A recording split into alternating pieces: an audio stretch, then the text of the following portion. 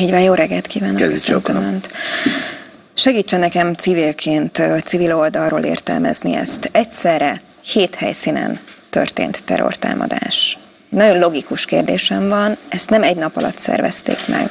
Mi a szerepe a titkosszolgálatnak, hogy ez nem derült ki, nem tudtak róla? A válaszom az, hogy ha 10-ből 9-et a titkosszolgálat elhárít, és a 10-re sor kerül, akkor fejek hullanak.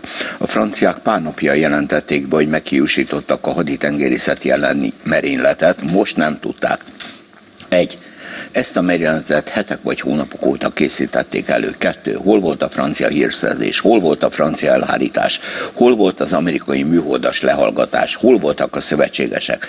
Tehát számomra logikus, hogy 1-2 nap gyász, de utána tisztázni kell, és utána meg kell hozni azokat a szakmai és politikai döntéseket, ami az önkérdésére a válasz. Hol voltak? Most azt mondja Hollande, hogy 1500 ember behív katonának, hogy ne legyen több terrormerénylet. Ez vicc, ez nem válasz. Tehát gyakorlatilag az önkérdésére a válasz, hogy a franciák óriásit hibáztak, és ezért halt meg 100-valány ember. Még egyszer, ha 100-ból 99-et elhárítanak a 100-nak, akkor sem szabad sikerülni. Itt sajnos sikerült, és Madrid óta ez a legnagyobb merénylet Európában.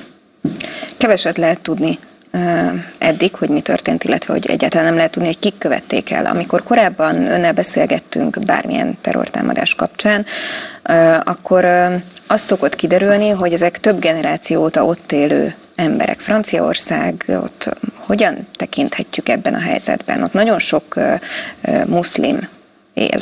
A válasz az, hogy részint a volt francia gyarmatokra jöttek be, másrészt arányuk Európában az egyik legnagyobb 10-12%, harmadik, ezek az emberek nem tudtak, és egy idő után nem is akartak integrálódni. Egy részük, nehogy félreértés legyen.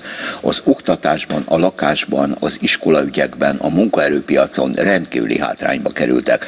Tehát az első generáció, ki bejött, boldog volt, hogy van lakása, van mit ennie, a második, harmadik generáció már érezte, hogy hátrányba kerül, és így reagált. Magyarul az iszlám államnak bőséges utánpótlása volt, vagy bármely más terrorszervezetnek az ebben a csoportban lévő relatív nagyszámú elégedetlenek közül.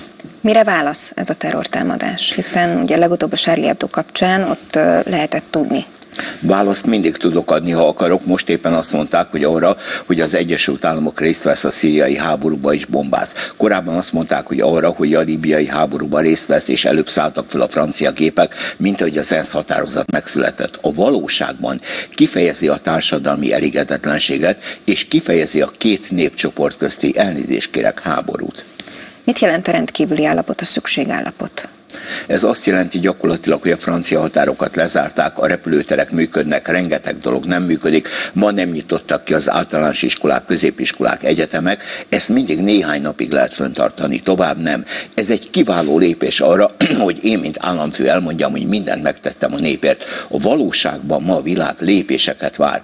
Tehát még egyszer, amit most mindenki csinál, az szükséges, nem elégséges.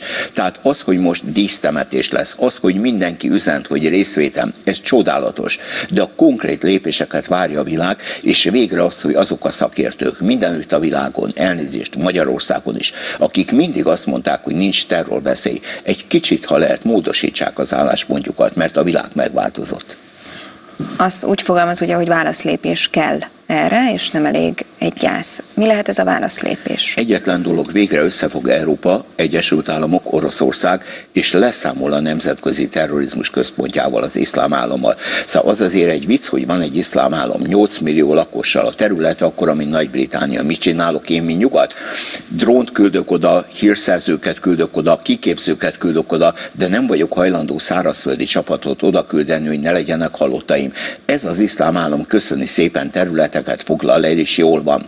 Tehát, ha nem tudunk módosítani az álláspontunkon, Obama azt mondja, 1 év múlva a választás, nem küldök csapatot. Európa azt mondja, nem vállalom föl a veszteséget. Oroszország szétbombáz mindenkit, aki Assaddal szembe van. Tehát, ha nem tudom összefogni a világon meglévő erőforrásaimat, akkor elnézést kérek, a saját ítéletemet írom alá.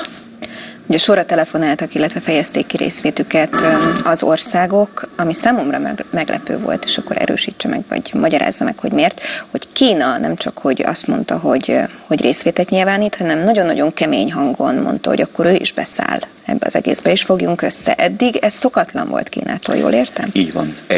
Kína bizonyítani akarja, hogy globális játékos. 2. Számára Kína északnyugati részén lévő ujgur terület ugyanezt a problémát jelenti. 3.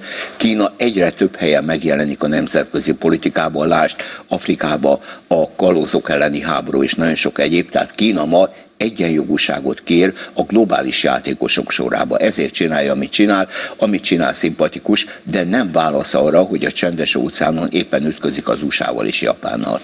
Mi várható a következő napokban, nem csak Párizsban, hanem nemzetközi szinten? Egy friss hír például az, hogy amerikai nagyvárosokban is megerősítették a jelenlétet, a biztonsági előírásokat. A válasz az, hogy ettől kezdve megint nem lehet tudni, hogy hol mi lesz. Az amerikai műholdas lehallgatás ezek szerint ebbe az esetben csődöt vallott. Majd kivizsgálják, hogy miért.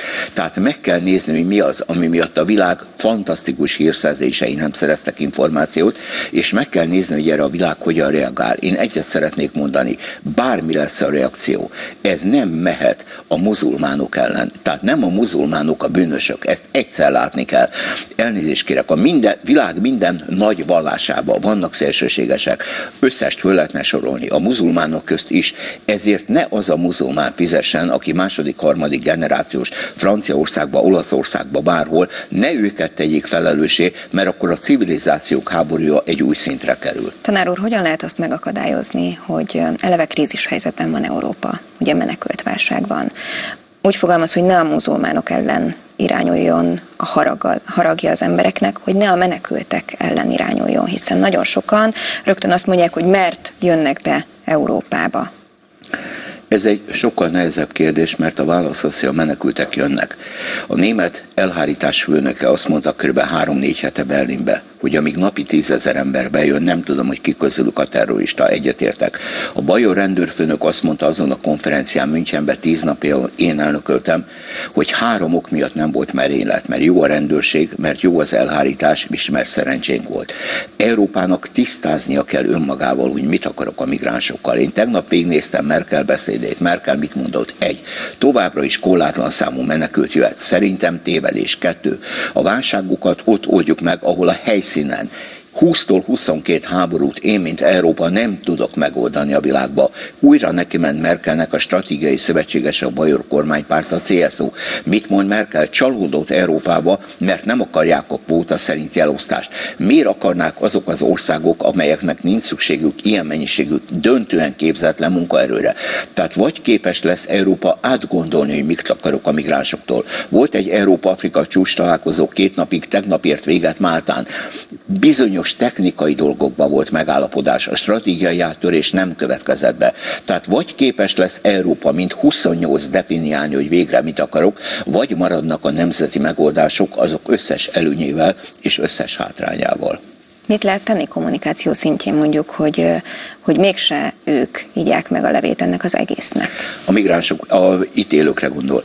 Itt élők meg, akik most éppen érkeznek menekültek, akik mondjuk tételezzük fel, hogy menekülnek valóban. Így van, de ezeket szűrni kell. Mit mond Merkel? Szűrjük őket Európa külső határainál. Igen, de a görögök nem engedik. A törökök pedig olyan idézőjelbe apróságot kérnek tőlünk, hogy idén 3 milliárd euró, mire azt mondja pár órával ezelőtt a német alkancellár Gabriel, adjuk oda a pénzt mi németek.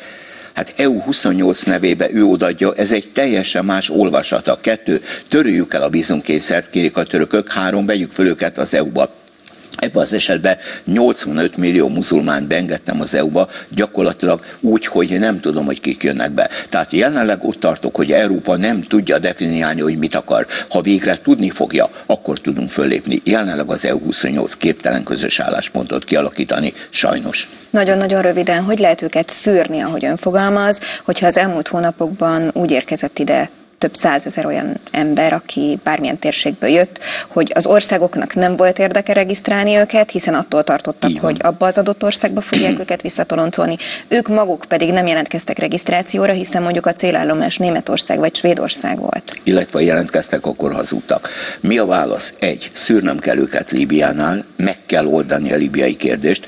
Ezt kb. 9 hónapja hallogatjuk, tehát le a kalappal, és meg kell oldani a görög külső határok védelmét a görögökkel, nélkülük vagy ellenükre. Köszönöm, hogy Én is köszönöm szépen.